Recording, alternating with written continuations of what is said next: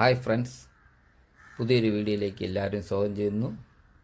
Family ഫ്രണ്ട്സിനോടൊപ്പമുള്ള എൻ്റെ മൂന്നാമത്തെ ഗവി യാത്രയാണ് ഇന്ന് ഞാൻ നിങ്ങളോട് ഷെയർ ചെയ്യുന്നത്. ഫസ്റ്റ് ഡേ നമ്മൾ കമ്പം ചുരുളി യാത്ര കഴിഞ്ഞ് ചോറ്റുപാറയിൽ ഒരു ഹോട്ടലിൽ താമസിച്ചു.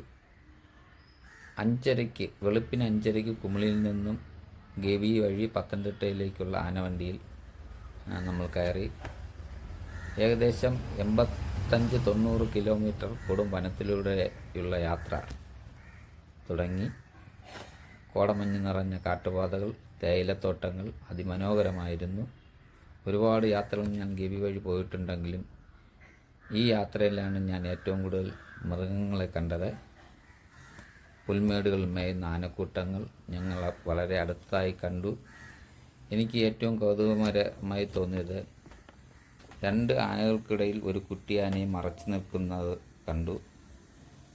ശ്രദ്ധിച്ചാൽ മാത്രമേ കാണാൻ കഴിയൂ. പിന്നെയും നമ്മൾ യാത്ര തിരിച്ചു.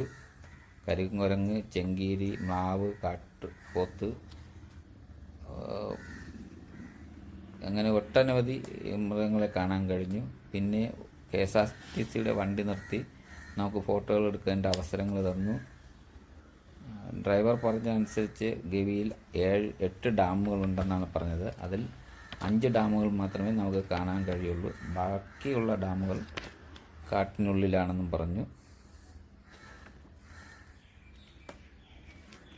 KSEBയുടെ ഒരു ക്യാൻറ്റീനാണിത്. ഇവിടെ നിന്നാണ് നമ്മൾ ബ്രേക്ക്ഫാസ്റ്റ് കഴിച്ചത്. വണ്ടിയിൽ കയറിയപ്പോൾ തന്നെ കണ്ടക്ടർ നമ്മളോട് ചോദിച്ചു, സാർ എത്ര പേരുണ്ടെന്ന് ചോദിച്ചു. നമ്മൾ പറഞ്ഞ് 6 പേരുണ്ട്. ബ്രേക്ക്ഫാസ്റ്റ് അറേഞ്ച് ചെയ്യട്ടെന്ന് വെച്ചു. അവർ തന്നെ പറഞ്ഞു. നമ്മളതിന് സമ്മതവും കൊടുത്ത് അവർ അറേഞ്ച് ചെയ്തു. KSRTCയിലെ ഈ ജീവനക്കാരുടെ മനോഭാവത്തിൽ തന്നെ ഒരുപാട് മാറ്റങ്ങൾ വന്നിട്ടുണ്ട്. അത് രക്ഷപ്പെടുമെന്ന് കാണുന്നു. പിന്നെ കഴിഞ്ഞ ദിവസം നമ്മൾ തമ്പാനൂരിൽ നിന്ന് 8:15 കുമിളി ബസ്സിലാണ് യാത്ര തിരിച്ചത്. അതിലുണ്ടായിരുന്ന യാത്രക്കാർക്ക് രാത്രിയായപ്പോൾ എവിടെ ഇറങ്ങണമെന്ന് ചോദിച്ചിട്ട് ആ സ്ഥലത്ത് തന്നെ നിർത്തി ഇറക്കി ആ ജീവനക്കാർ യാത്രക്കാരോട് സഹകരിച്ചു. അത് തന്നെ ഒരു നല്ല കാര്യമാണ്.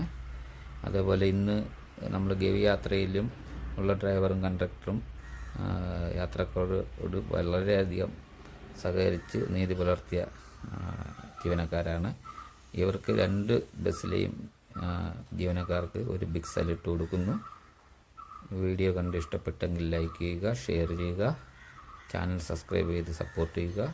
ഗ്രീൻ ലൈറ്റിൻ്റെ പുതിയൊരു വീഡിയോയുമായി വരുന്നത് വരേക്കും എല്ലാവർക്കും ബൈ.